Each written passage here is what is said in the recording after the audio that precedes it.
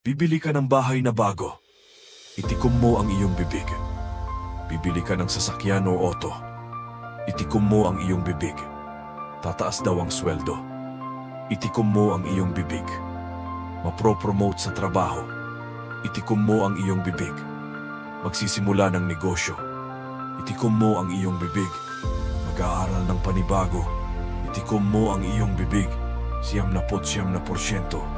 Ang dahilan kung ba't ang ating mga plano ay nabibitin pa at di nagkakatotoo kahit matutupad na sana ang mga ito ay dahil sinasabi natin ng maaga sa maling tao. Mali ang lugar, mali ang oras, mali ang tiyempo. Mali na ibahagi ang lahat ng ating mga balak gawin. Lalo sa mga taong nagsasabi na kaibigan daw natin. Lagi mong tandaan na ang inggit ay sapat na pagkain para ikaw ay kanilang paulit-ulit na siraan at sirain. Kaya naman, itikom mo ang iyong bibig. Karamihan sa ating mga kaibigan ay di tunay. Gustong makita tayong nagtatagumpay, pero hindi kailanman mas mahusay sa kanilang mga narating sa buhay.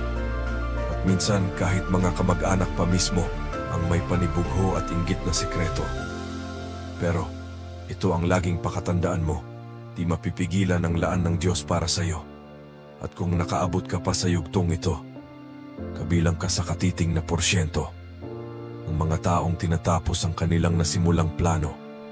At kung nais mong mabago ang iyong mga pananaw, siguraduhin mong samahan kami sa aming alaw. Suportahan mo sana ang page ni Tatang Lau na ang layunin ay makapagbigay ng tanglaw. Maraming salamat po.